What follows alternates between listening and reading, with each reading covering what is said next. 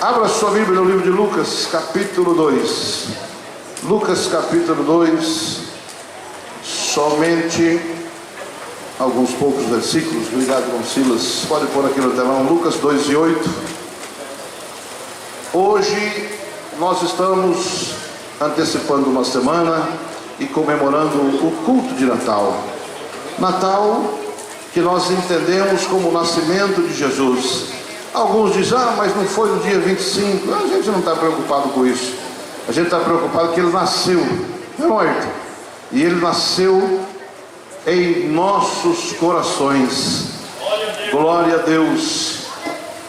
Vamos ler junto lá. Ora, havia naquela mesma comarca pastores que estavam no campo e guardavam durante as vigílias da noite o seu rebanho. Próximo versículo.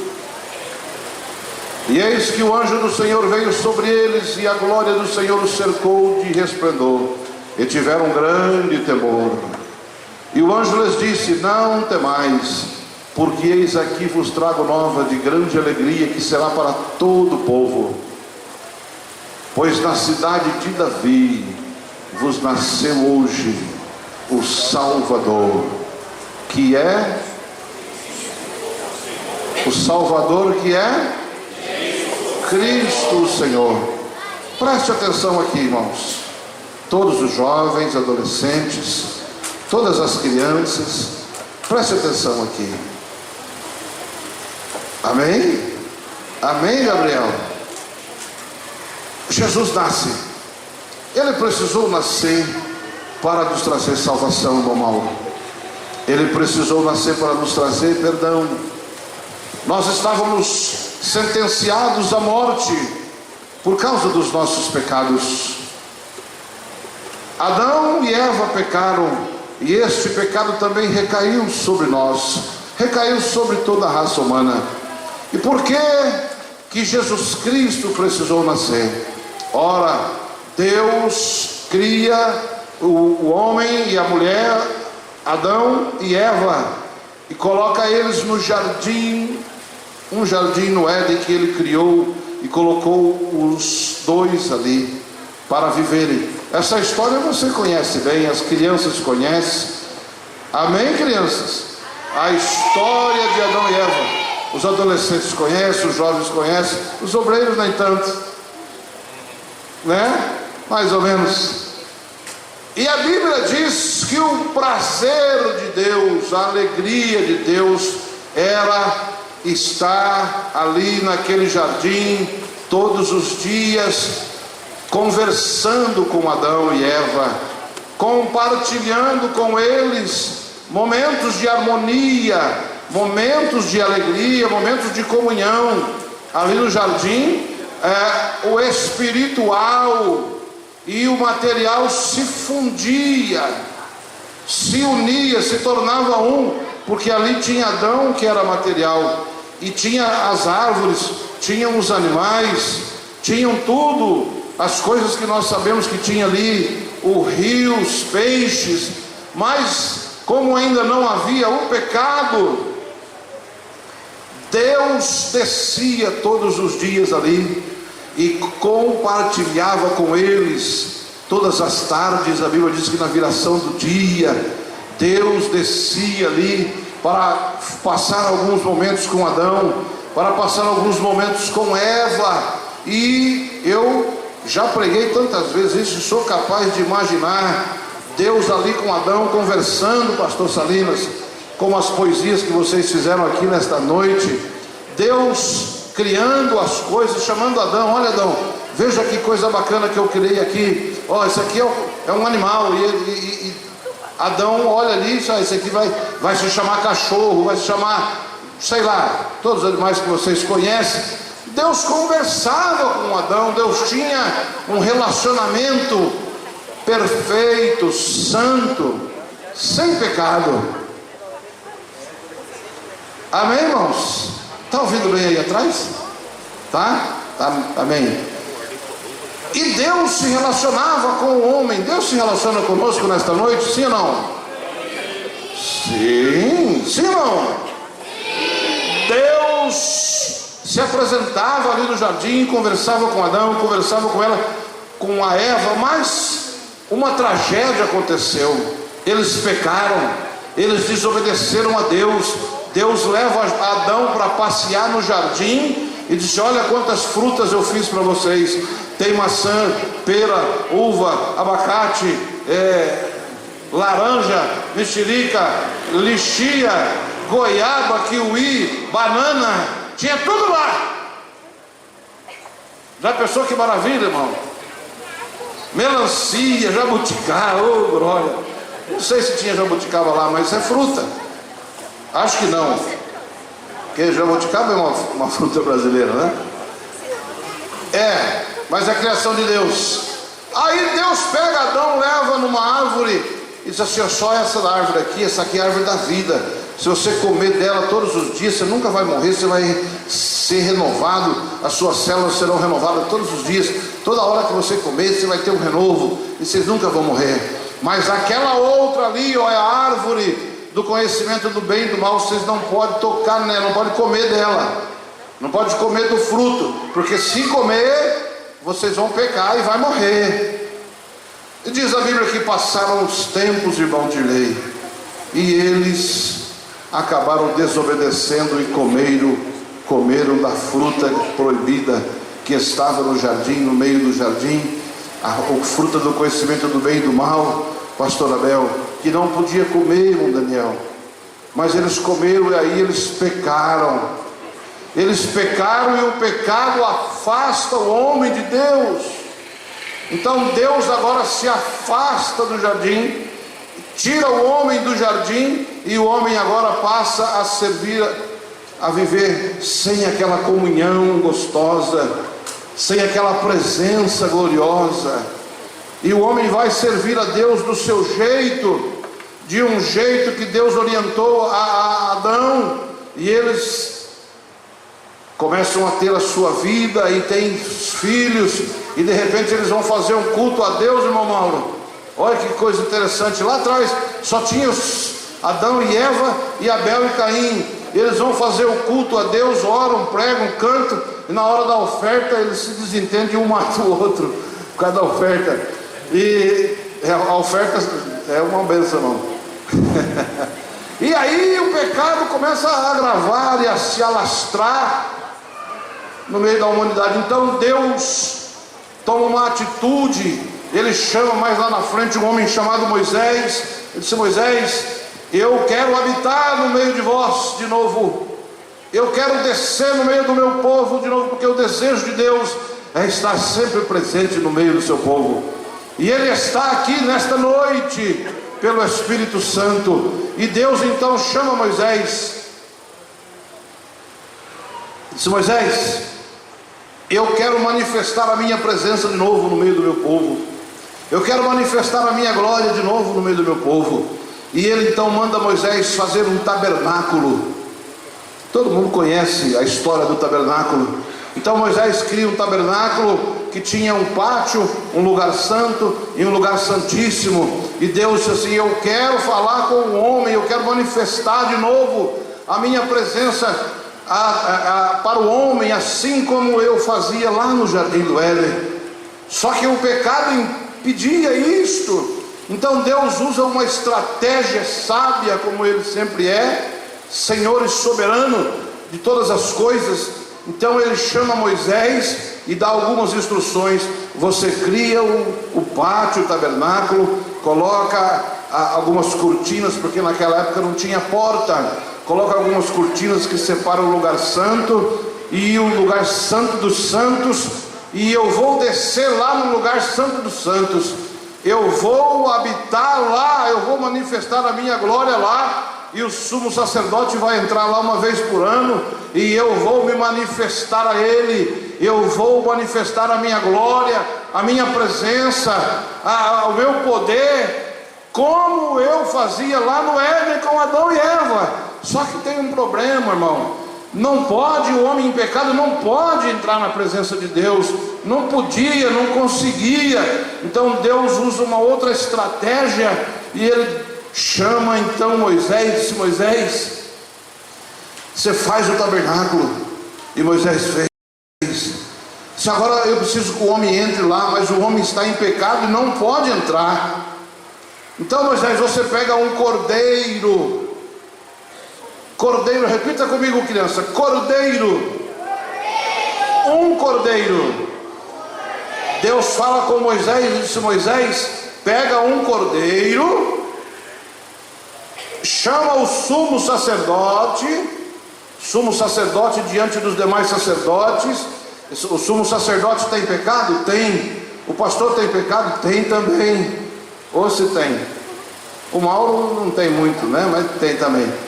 Agora o Valdir, vixe. Mas ele está rindo lá e dizendo assim: é verdade, pastor. Então Deus chama Moisés e diz: pega um cordeiro. E o sumo sacerdote, quando ele for entrar no Santo dos Santos, se ele entrar assim, ele vai morrer, porque ele está em pecado. Porque o pecado, o salário do pecado é a morte.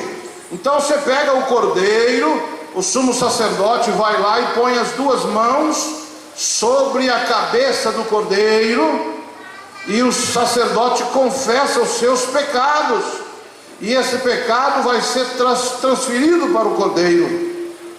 O sacerdote coloca as duas mãos sobre a cabeça desse cordeiro, confessa os pecados, e os pecados do sacerdote serão transferidos para o cordeiro. Aí esse cordeiro vai ser morto. Tudo isso apontava para Cristo. Esse cordeiro vai ser morto, o sangue dele vai ser oferecido a Deus, e neste momento então o sacerdote, ele fica sem pecado, e ele pode entrar lá no Santo dos Santos, e eu posso manifestar a minha glória a ele novamente.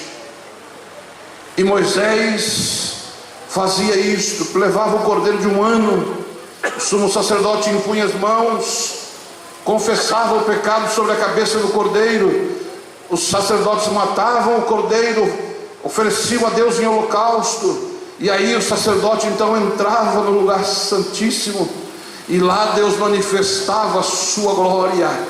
Dentro do tabernáculo, Deus voltava a agir como lá no Éden. A glória de Deus descia, a casa enchia de fumaça da glória de Deus, do poder de Deus, e Deus se revelava ao sumo sacerdote.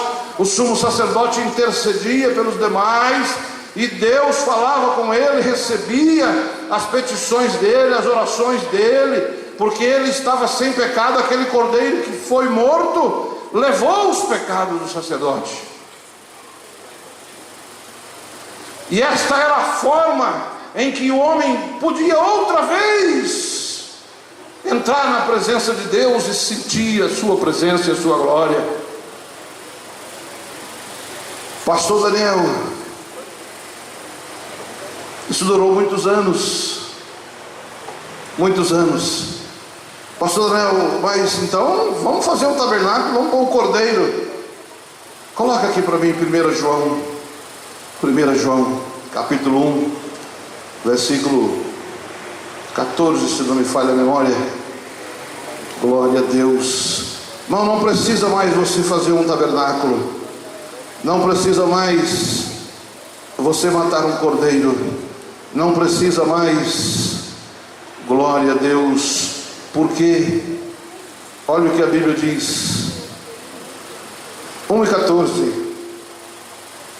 Glória a Deus. 1:14. Mas que coisa, irmão, esse negócio aqui não acompanha a gente. Acelera aí, irmão Guinaldo. Eu vou ler aqui. Aleluia. 1 João 1, versículo 1 diz assim: no princípio era o verbo estava com Deus, o verbo era Deus, ele estava no princípio com Deus, todas as coisas foram feitas por ele, e sem ele nada do que foi feito se fez. E o versículo 14 então, mas tirado do 14, volta lá, eu estava ganhando tempo aqui para você pôr no 14. Mas rapaz, o sacerdote entrava no tabernáculo para poder sentir a presença de Deus. Aleluia. O verbo, quem era o verbo, irmão? No princípio era o verbo era Deus, o verbo estava com Deus, o verbo era Jesus. Moisés tinha um tabernáculo e tinha um cordeiro. Para entrar na presença de Deus precisava entrar no tabernáculo. Para entrar no tabernáculo tinha que confessar os seus pecados, impor as suas mãos na cabeça de um cordeiro. O cordeiro tinha que ser morto, o sangue tinha que ser espargido. E agora, pastor? O verbo Jesus se fez carne e habitou entre nós. E aí, vírgula. E aí o que aconteceu? Aconteceu que nós vimos agora, depois que o verbo habitou entre nós, nós voltamos a ver a sua glória, como a glória do unigênito do Pai, como lá no Éden. Mas como é que foi isso, pastor? A Bíblia, eu cheguei aqui e perguntei para o Ayrton, o que significa esse verbo de 1:14, o verbo habitou? Eles pegou várias traduções ali, mas uma delas diz assim, olha, esse verbo habitar, como é que chama? Skinitou, olha que chique. Skinou, que significa tornou-se um tabernáculo, tabernaculou-se, tornou um tabernáculo na terra. Quem? É Natal hoje. É dia de quem? Você tem um tabernáculo para você entrar hoje e sentir a presença de Deus e a sua glória. Como é que é o nome desse tabernáculo? Jesus. Não temais, disse o anjo no versículo que eu li, pois na cidade de Davi vos nasceu hoje o Salvador, que é Cristo o Senhor. O verbo se fez carne e tabernaculou entre nós. E aí nós podemos de novo ver a sua glória, como a glória do unigênito do Pai. Se mais pastor Daniel tinha que ter duas coisas. Não era só um tabernáculo. Tinha que ter tinha que ter o tabernáculo e um cordeiro. Vai para o verso 29 desse mesmo capítulo, João 1:29. Jesus se torna o tabernáculo. E aí João está escrevendo, está batizando. Ele está batizando ali no Rio Jordão. E aí vem Jesus para ele, vai ser batizado, e ele recebe uma revelação lá do céu. E ele olha para Jesus. E no dia seguinte, João viu Jesus que vinha para ele e disse: eis aqui o Cordeiro de Deus, que tira o pecado do mundo. Por que o Natal é importante? Porque nós ganhamos Jesus. Jesus é o nosso tabernáculo e Ele é o nosso Cordeiro. E quando você vai lá e põe as suas mãos sobre Ele e confessa os seus pecados, Ele morre e leva os seus pecados. Ele já fez isso. E você consegue ver a glória do Pai outra vez. Oh, aleluia. Eis aqui o Cordeiro, eis aí o Cordeiro, aquele Cordeiro lá no tabernáculo de Moisés, apontava para esse homem Jesus, chamado o Messias, chamado o Cristo, aquele que habitou entre nós. Isaías viu esse dia e disse assim: olha, a virgem conceberá e dará à luz a um filho, e ele será, o seu nome será maravilhoso, maravilhoso conselheiro, Deus forte, Pai da eternidade, príncipe da paz. Louvado seja o nome do Senhor. E Jesus passa pelo batismo, irmão, e ele vai seguir o seu ministério. Eu não sei se era tempo de terminar. Ele começa a pregar, a fazer a sua obra. Agora sim, como tabernáculo, como cordeiro, ele começa a pregoar o que? A salvação. Você vai encontrar lá em Lucas 4:18. Ele sobe lá no templo, abre o livro do profeta Isaías. Aleluia. Não é 4:18 não, né? É 18? É o que está em João aqui, é Lucas 4:18.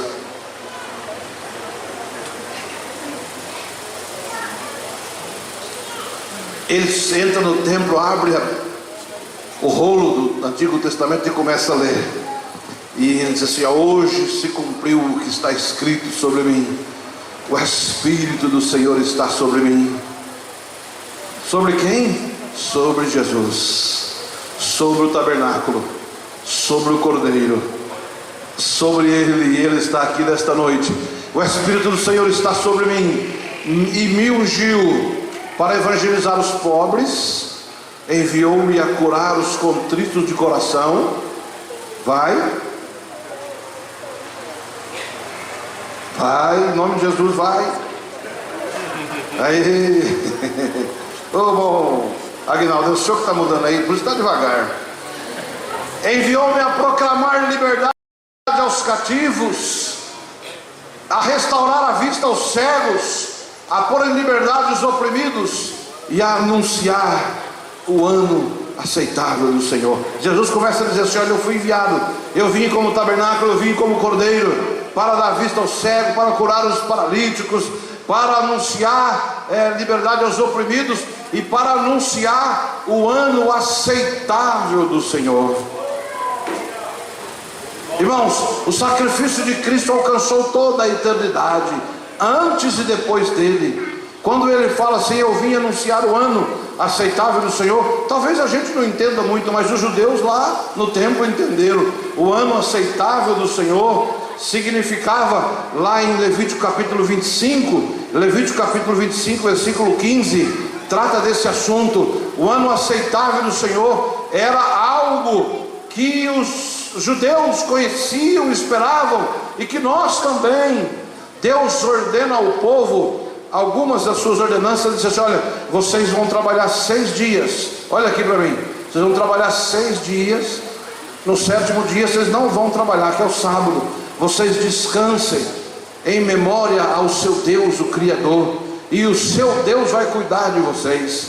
Depois vocês vão trabalhar, depois de 7 dias, no 8º dia vocês voltam, e os anos serão a mesma coisa. Vocês vão trabalhar 6 anos, e o 7º ano vocês não vão trabalhar. Se Senhor, um ano sem trabalhar, e a terra vai produzir o quê? Quem está falando é Deus. Ele plantou o jardim, não é? Adão não trabalhava, não. Adão não plantou nada, não. Foi Deus que plantou. E ele estava dizendo assim: eu cuido, confia que eu sou o teu Deus. Mas um ano, o que é um ano? Por 40 anos ele fez chover maná no deserto. Você acha que um ano? Ele disse assim: vocês vão trabalhar 6 anos, armazenem algumas coisas, no 7º ano vocês só me adoram, só me servem. E aí ele disse assim: olha, vocês vão fazer isso por 7 setes. 7 setes. Sabe o que é isso? 7 vezes 7. Quando dá 7 vezes isso, vai totalizar 49 anos. 7 vezes 7, os bons de matemática aí, 49. Aí depois das 7 vezes que acontecer isso, vai ser o ano 50, vai ser o jubileu, é o ano aceitável do Senhor. Os judeus entenderam isso. Jesus veio trazer isso para nós. E o que era isto? Olha lá, nesses 50, cinquentenário, que era 7 vezes 7, 49, aí entrava o ano 50. Neste ano 50, a Bíblia diz que era o ano da misericórdia, era o ano da bênção, era o ano do perdão. Quem tinha alguma dívida, por exemplo, o senhor tinha alguns escravos, o senhor ia libertar os escravos.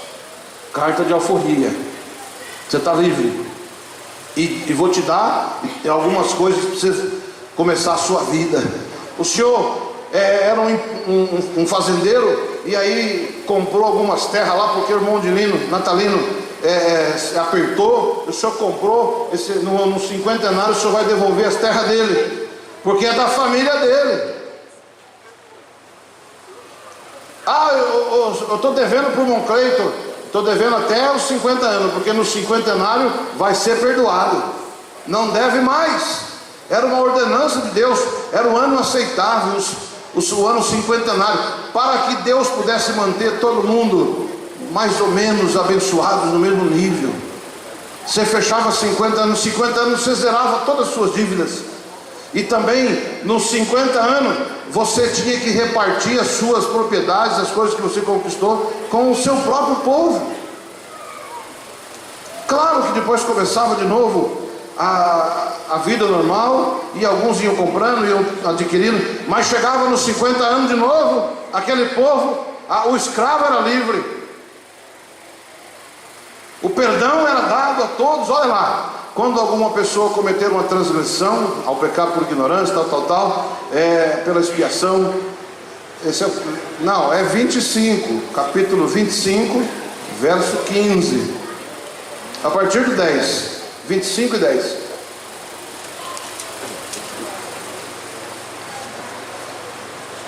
Olha lá. E santificareis o ano 50, o 50º, e apregoareis a liberdade na terra a todos os seus moradores. É o ano do jubileu, né? Olha lá, ano de jubileu vos será, tornareis cada um a sua possessão, cada um a sua família. Continua.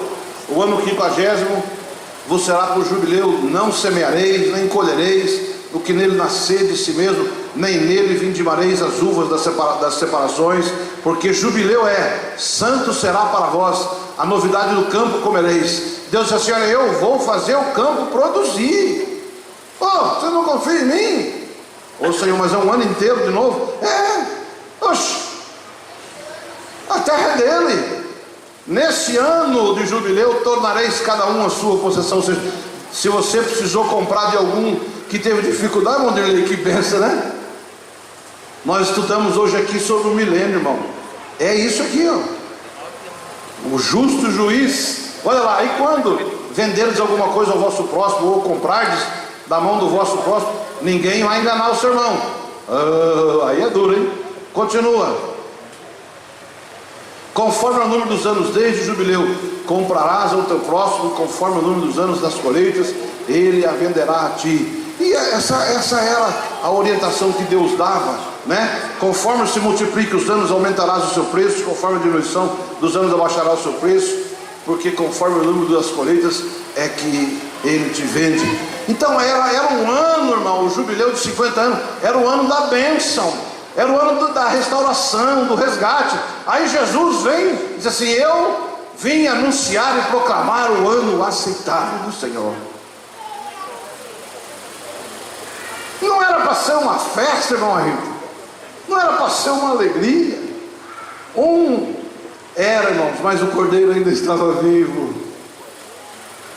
Ele precisava morrer pelo seu pecado.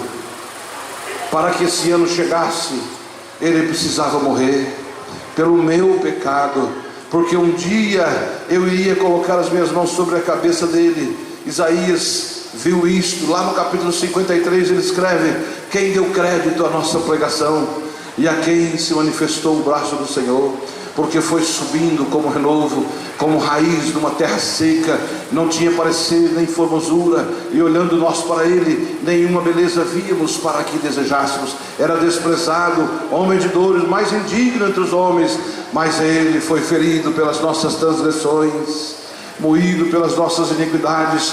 O castigo que nos traz a paz foi posto sobre ele, e pelas suas pisaduras fomos sarados. Verdadeiramente ele tomou sobre si as nossas enfermidades e as nossas dores, os nossos pecados, as nossas angústias, as nossas dívidas, levou sobre si. Aleluia. É por isso que nós estamos aqui, irmão Luiz, nesta noite de Natal, porque o Cordeiro de Deus que tira o pecado do mundo já foi crucificado. Eles não gostaram que Jesus leu isso, eles expulsaram Jesus dali e começaram a perseguir Jesus, até que ele vai ao Gólgota. Oh, aleluia. Até que ele chega lá no Calvário, entre os dois malfeitores, e lá o meu pecado e o seu pecado recai sobre ele. E era tanto, Mauro, o seu era tanto, o seu também. Eita, que Jesus olhou e disse: não suporto. A Bíblia diz que Jesus, irmão Caluane, olhou para os seus pecados lá em Cristo e disse: eu tenho que virar as costas porque eu não suporto. E Jesus olha e vê o pai de costas e diz: Deus meu, não me desampare, porque o Senhor virou as costas, porque eu não suporto olhar por tanto de pecado dos irmãos lá da Vila Angélica que está sobre o Cordeiro. Mas ele levou sobre si, ele morreu. Ele foi oferecido ao Pai pelos nossos pecados. Jesus não foi assassinado, Jesus não morreu porque não tinha outra opção, não. Ele veio para dar a sua vida, porque a justiça de Deus exigia que o pecado fosse reparado, para que ele pudesse voltar a ter comunhão com o homem. Alguém tinha que pagar o preço do pecado e suprir a justiça de Deus, e Jesus disse assim: eu vou. O que é? Olha, o pecado, o salário do pecado é a morte. Pecou, o homem pecou, então ele tem que morrer. Mas o homem, se morrer, senão vai morrer todo mundo, e não vai resolver, porque ele também é pecador. E Jesus disse assim: então eu vou trocar com o homem, eu vou morrer no lugar dele. Eu pego o direito dele, que é a morte, e dou o direito meu para ele, que é a vida. E é por isso que nós estamos aqui esta noite, porque ele morreu por mim e por você. Isto é o Natal desta noite, é o Natal de Jesus, é o Natal de Cristo, é o Natal que as crianças cantaram, é o Natal que os jovens cantaram. Happy Day, Happy Day, Happy Day. Que dia feliz, que dia feliz. Foi o dia em que o Cordeiro apareceu lá nas margens do Rio Jordão, e João olha para ele e diz: olha ele aí. Oh, glória! Olha ele aí! Quem que é? O Cordeiro, o Cordeiro de Deus lá do tabernáculo. Ele vai tirar o pecado do mundo, ele vai tirar o pecado do pastor Daniel, ele vai tirar o seu pecado. Ele tirou os nossos pecados, e por isso nós cantamos como as crianças, como os jovens. Oh, Happy Day! Lá, lá, lá, lá, lá, lá, lá. Vamos cantar, os jovens? Vamos? Cadê? Vamos ficar de pé, irmãos. Tem alguém nesta noite aqui que ainda não entregou a sua vida para Jesus? Pastor Joel vai ajudar os jovens aí a cantar o Happy Day. Desce lá, pastor. O senhor quer dizer lá? Não? Pastor Nivaldo? Só o pastor Salino vai ter coragem. As crianças, olha aqui, crianças. Vamos cantar? Vamos cantar junto com os jovens. Oh, Happy Day. Peraí. Som. Por que, irmão? Porque o Happy Day é o dia feliz, é o dia em que o Cordeiro apareceu nas margens do rio, Joelma, e ele perdoou os seus pecados. Aleluia. É hoje o Natal. Vai.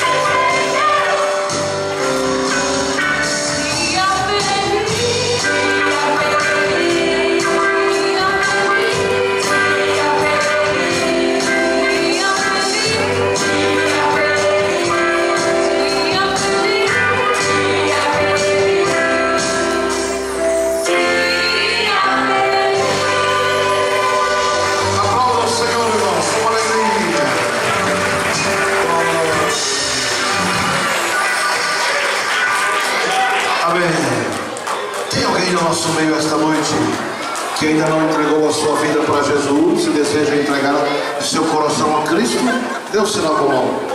Tem alguém que deseja colocar as mãos sobre a cabeça do Cordeiro esta noite para receber o perdão? Amém? Não tem? Que Deus abençoe a todos.